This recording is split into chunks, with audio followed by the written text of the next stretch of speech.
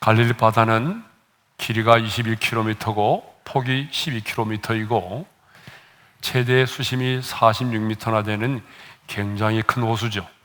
그래서 사도 요한은 갈릴리 호수를 호수라고 부르지 않고 바다라고 불렀습니다. 근데 본문 22절을 보게 되면 예수님이 제자들과 함께 배에 오르셨어요. 22절의 말씀을 읽겠습니다. 다 같이요. 하루는 제자들과 함께 배에 오르사. 누가는 예수님이 제자들과 함께 배에 오르신 그날을 하루라고 말하고 있지만 병행 구절인 마가복음 4장 35절을 보게 되면 이렇게 되어 있습니다. 그날 저물 때에. 여기서 그날은 예수님께서 하나님 나라의 비밀을 비유로 말씀하시고 그리고 병든 자를 고치신 그날입니다. 그러니까 예수님께서는 하루 종일 하나님 나라의 비밀을 비유로 말씀하시고 병든 자를 고치신 그날에 해가 질 무렵에 제자들과 함께 배에 오르셨다는 것입니다. 그런데 배에 오르신 예수님은요, 한순간의 망설임도 없이 제자들에게 이렇게 말씀하셨습니다. 호수 저편으로 건너가자라고 말씀하셨어요. 여러분, 이것을 보게 되면 예수님은 배의 다음 사역지를 미리 알고 계셨다는 것을 의미하죠. 성경을 보게 되면 예수님의 사역에는 분명한 목적이 있었고 분명한 목적지가 있었습니다. 예수님은 왜 자신이 인간의 몸을 입고 이 세상에 오셨는지 그 이유를 알고 있었고요, 그리고 그 이유를 따라 사셨어요.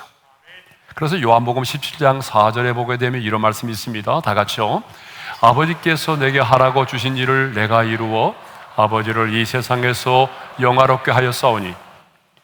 예수님은 아버지께서 내게 하라고 주신 일을 이루기 위해서 이 세상에 오셨다는 거예요. 그 일이 뭡니까? 십자가에 달려 죽으심으로 우리의 죄를 사하시는 거죠. 그래서 예수님이 십자가상에서 달려 죽으실 때에 다 이루었다라고 말씀을 하셨던 것입니다. 예수님은요, 어디를 향하여 가시든지 간에 분명한 그 목적을 가지고 가셨다는 거예요.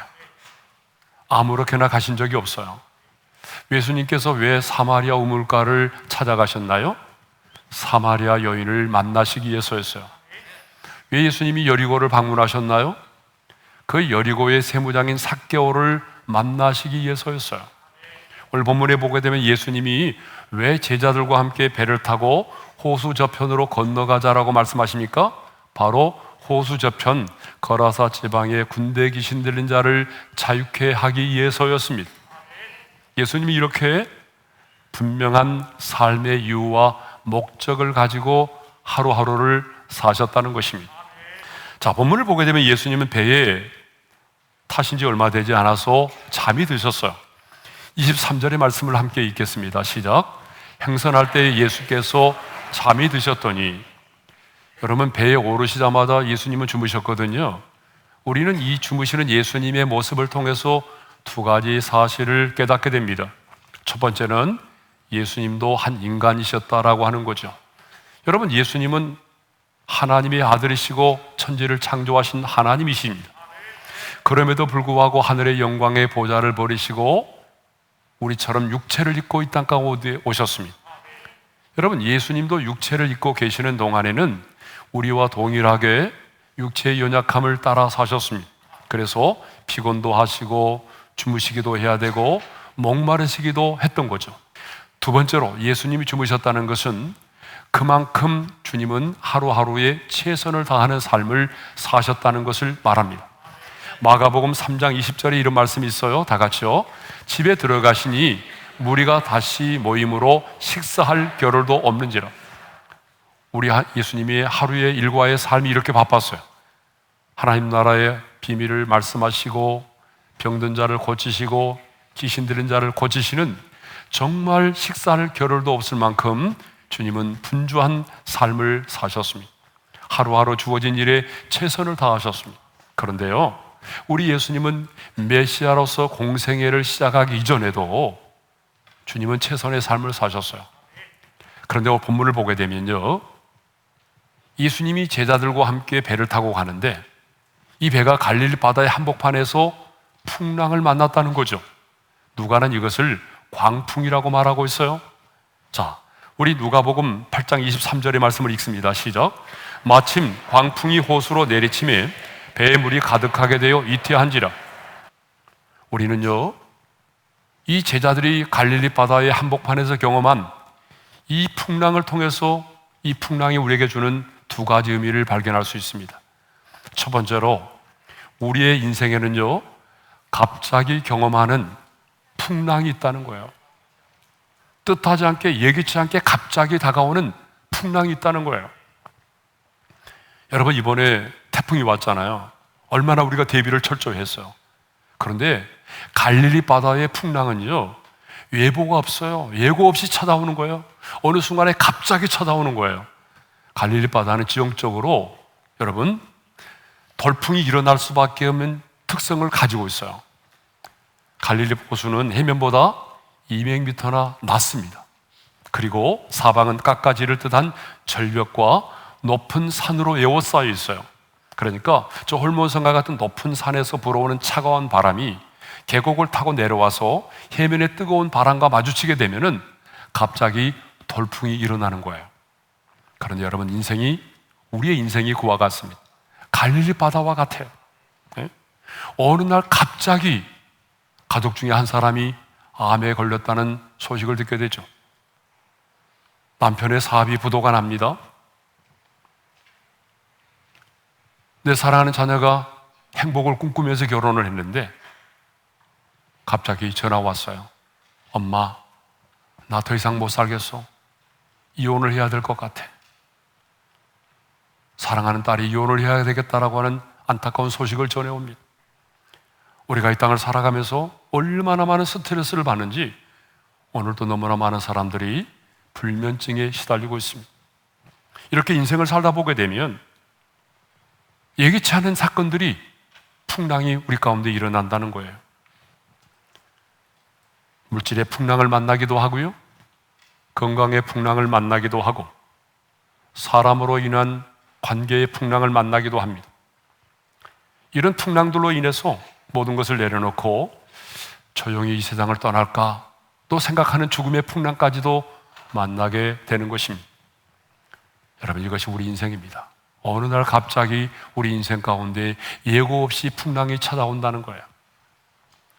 자, 제자들이 갈릴리 바다에서 만난 이 풍랑은 두 번째로 우리에게 무엇을 가르쳐 주는가 하면, 예수님과 함께하는 인생에도 풍랑이 있다라고 하는 거예요. 여러분, 지금 이 배가, 풍랑을 만난 이 배는요, 제자들만 타고 가는 배가 아닙니다. 분명히 이 배는 예수님이 함께 타고 계십니다. 그런데 예수님과 함께 항해하는 그 배가 풍랑을 만났다는 사실입니다. 주님이 함께 그 자리에 계심에도 불구하고 풍랑을 만난 거죠. 여러분, 제자들이 요나처럼 예수님의 불순종했기 때문에 이 풍랑을 만난 겁니까? 아니잖아요. 여행을 가다가 풍랑을 만난 거예요? 고기를 잡으려다가 풍랑을 만난 거예요? 아니잖아요. 예수님의 말씀에 순종해서, 그리고 예수님과 함께 타고 가는 이 배가 풍랑을 만난 것입니다. 우리가 상식적으로, 우리가 많은 사람들이 생각하는 것처럼, 아니, 거친 풍랑도 예수님과 함께라면 잔잔해져야 되는 거 아니겠습니까? 그런데 예수님이 함께 승선하고 계시는데 이 배가 광풍을 만나서 지금 죽게 될 상황 가운데 빠지게 된 것입니다. 그러나 여러분, 기억하십시오. 예수님과 함께하는 인생의 항해에도 풍랑이 있을 수 있습니다. 예수 믿는 우리 가정에도 여러분, 유라굴로와 같은 광풍이 휘몰아칠 수가 있습니다. 아니, 어쩌면 주님과 함께하는 삶이기 때문에 더 많은 풍랑을 만날 수 있다는 거예요. 왜냐하면 사탄의 공격으로 말미암는 풍랑이 있기 때문입니다. 그러므로 우리가 경험하는 풍랑은요, 요나처럼 내가 불순종했기 때문에 만나는 인생의 풍랑도 있지만, 주님의 명령에 순종하고 주님이 나와 함께 계시기 때문에, 아니, 주님과 함께 동행하기 때문에 만나는 인생의 풍랑도 있다는 사실입니다. 그러므로 여러분, 예수를 믿으면 고난이 면제된다? 예수님과 함께하면 모든 풍랑이 사라진다? 이 말에 여러분 속지 않기를 바랍니다. 많은 사람들은 신앙생활을 그렇게 착각하고 있어요. 그러나 여러분 분명히 기억하십시오. 예수를 믿고 주님과 동행하는 우리의 인생에도 풍랑이 있을 수 있습니다. 제자들은 이 풍랑으로 인해서 배에 물이 가득하게 되어 침몰 직전에 이르게 되었을 때에 그제서야 자신들의 한계를 깨닫고 주무시는 예수님을 깨웠습니다. 지금까지는요, 어부인 자신들의 경험을 가지고 자신들의 힘과 방법으로 문제를 해결하고자 하였습니다. 그러나 이제는 자신들의 힘으로는 이 상황을 해결할 수 없게 됐다는 걸 깨닫게 되었어요. 그 인간의 한계 상황 속에서 그들은 비로소 주무시는 예수님을 깨웠습니다. 24절 상반절의 말씀을 우리 함께 읽겠습니다. 다 같이요. 제자들이 나와 깨워 이르되 주여 주여 우리가 죽겠나이다. 여러분 이 상황을 한번 연상해 보십시오. 얼마나 다급해졌으면 제자들이 주여 주여 우리가 죽겠나이다라고 다급하게 주무시는 예수님을 깨웠겠습니까? 제자들은요 이제 어부로서의 자신들의 자존심과 체면을 다 내려놓았어요. 그 전까지만 해도 우리가 어부인데 갈릴리 바다는 우리가 너무 잘 알잖아. 자신들의 그 어부로서의 어떠한 경험 또는 자신들의 자존심, 체면 이것이 남아 있었어요. 그런데 인간의 한계 상황에 봉착했을 때에 그들은요 어부로서의 자존심과 체면을 다 내려놓았어요. 그리고 주여 주여 우리가 죽게 되었나이다 예수님께 간청을 했습니다. 여러분 이것이 바로 기도입니다. 내가 가지고 있는 인간의 내 모든 경험과 상식을 내려놓고 내 체면과 자존심을 다 내려놓고 인간의 한계 상황 속에서 주님 앞에 간청하는 것, 여러분 이것이 기도입니다. 기도란 내가 안고 씨름하는 그 현장 속으로 하나님의 능력이 임하게 하는 통로가 바로 기도인 것입니다. 그러므로 우리는 평상시에도 기도를 해야 되겠지만 환난을 당하고 어려움을 당했을 때는 더욱더 간절히 부르짖어 기도해야 될 줄로 믿습니다. 그래서 시편 기자는요 시편 50편 15절에서 이렇게 말하고 있어요. 다 같이요. 환난 날에 나를 부르라 내가 너를 건지리니 내가 나를 영화롭게 하리로다.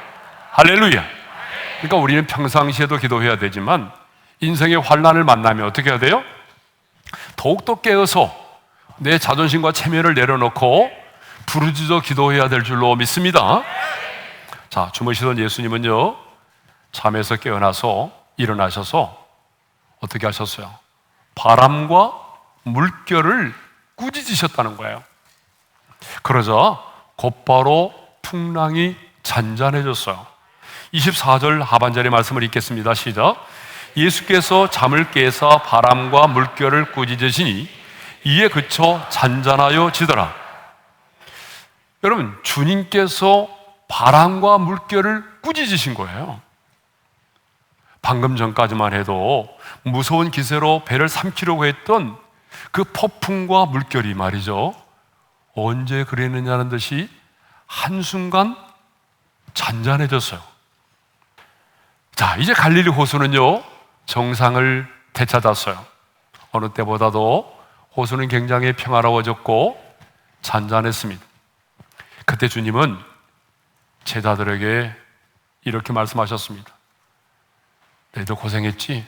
그렇게 말씀하지 않으시고요 주님이 이렇게 말씀하셨어요. 너희 믿음이 어디 있느냐? 너희 믿음이 어디 있느냐? 주님이 이렇게 말씀하셨어요. 근데 여러분 이 말씀은요 단순한 질문이 아닙니다. 이 말씀은 제자들에 대한 책망의 말씀이에요.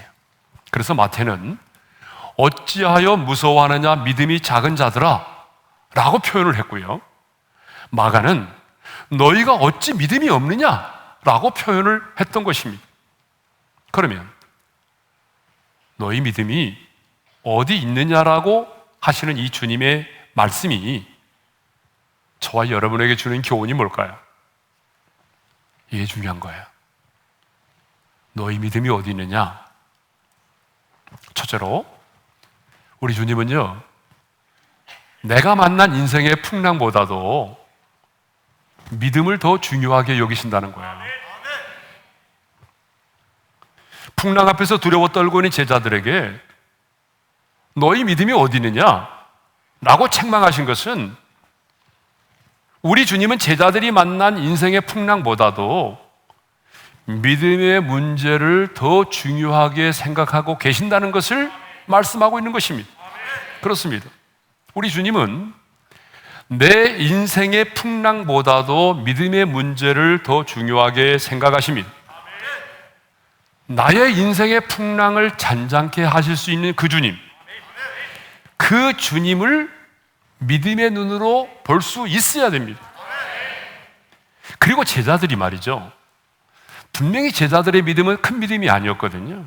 주님이 책망하셨잖아요. 그러니까 제자들의 믿음은 작은 믿음이었어요. 불순물들이 많이 끼어있는 믿음이었어요. 근데 중요한 것은요, 저는 이 말씀을 묵상하면서 놀란 게 뭐냐면, 제자들의 믿음이 큰 믿음은 아니고 작은 믿음이었지만 그 작은 믿음을 가지고 있었기 때문에 그들이 주님을 원망하지 않았다는 거예요. 여러분, 이럴 수 있잖아요. 예수님이 배를 타고 같이 가자고 해서 배 탔는데 풍랑 만났잖아요. 오늘 우리가 예수님과 함께 이 배를 타지 않았다면 풍랑 안 만났을 텐데 주님의 말씀 앞에 순종했는데 결과가 풍랑이네요. 여러분, 이렇게 말할 수 있잖아요. 그런데요, 제자들은 그 상황 속에서 주님을 원망하지 않았어요. 그리고 자신들의 믿음이 작은 믿음이었지만 그 작은 믿음이 있었기 때문에 그 위급한 인생의 마지막 순간에는 뭐예요? 주여, 주여, 우리가 죽게 되었나이다 하면서 그 믿음으로 주님을 깨웠다는 것입니다. 여러분, 우리 중에도 나의 믿음은 크다라고 말할 수 있는 사람이 있어요? 아마 없을 거예요. 아마 어쩌면 저와 여러분의 믿음도 작은 믿음일 수 있어요. 그러나 여러분, 그 믿음은 아무나 가질 수 있는 건 아니잖아요.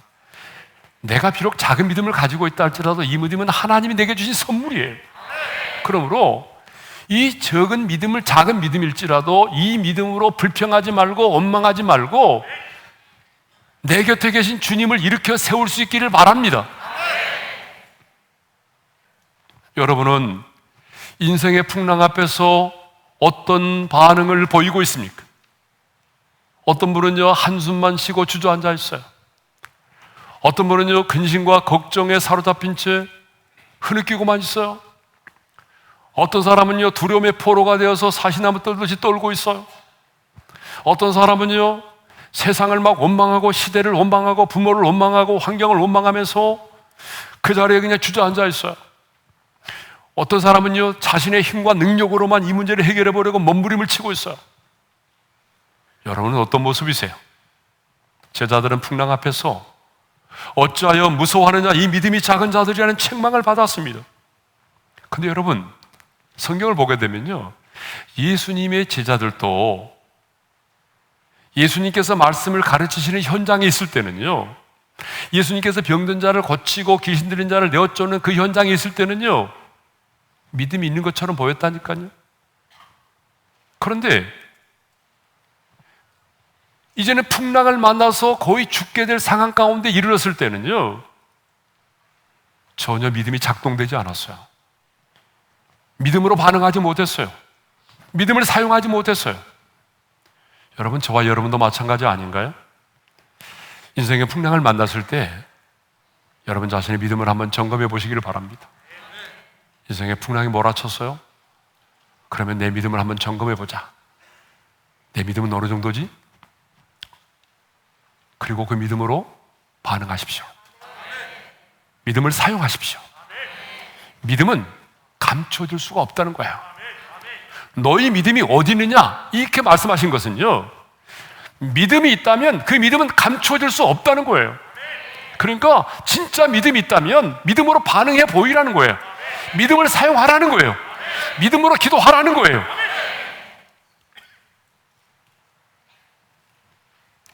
두 번째로, 너희 믿음이 어디 있느냐? 라고 하는 주님의 말씀은 하나님의 평가의 기준이 믿음이라는 것을 알 수가 있습니다.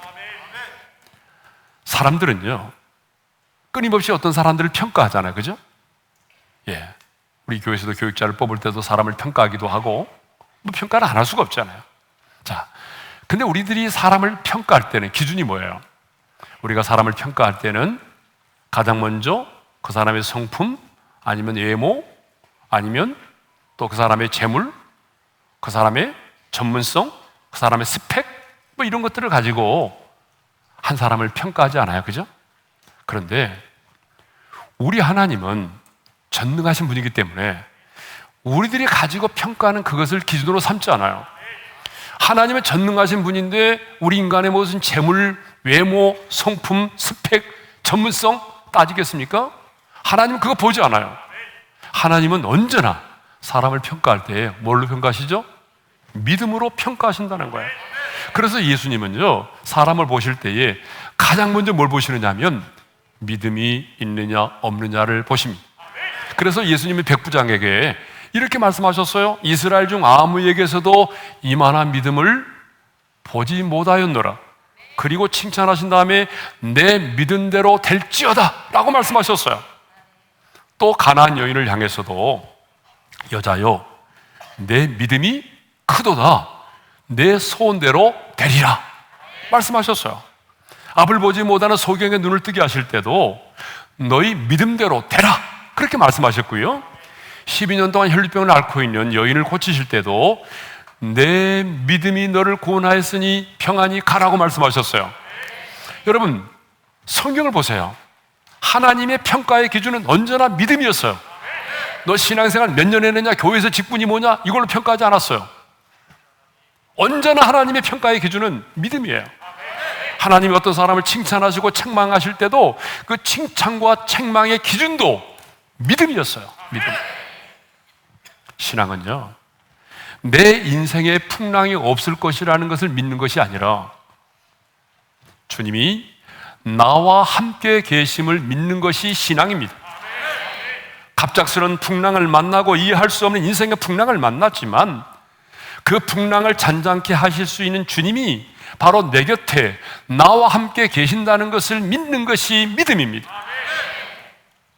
그리고 나와 함께 계신 그 주님, 내 인생의 배에 함께 타고 계신 그 주님을 인해서 여러분, 그 풍랑을 이겨내는 것이 뭐예요? 그게 바로 믿음입니다. 오늘 주님은 저와 여러분에게 물으십니다. 제자들에게 물으셨던 그 주님은 오늘 말씀을 전하는 저에게도 물으시고 말씀을 들은 여러분들에게도 주님은 동일하게 물으십니다. 너희 믿음이 어디 있느냐? 믿음은 감춰질 수 없다는 거예요. 너희 믿음이 어디 있느냐? 정말 내게 믿음이 있다면 그 믿음으로 나를 깨워보라는 거예요.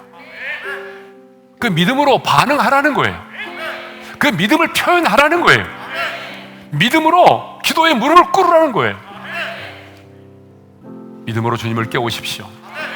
기도란 내 인생의 상황 속에, 한계 상황 속에 하나님의 능력이 임하게 하는 통로가 바로 기도입니다. 하나님이 여러분의 인생을 풍랑을 잔잔케 하심으로 풍랑 때문에 우리가 제자들처럼 고생을 했을지라도 도리어 그 풍랑으로 인해서 더욱더 내가 믿는 하나님을 더 깊이 이해하고 그 하나님을 새롭게 만날 수 있기를 주님의 이름으로 축원합니다.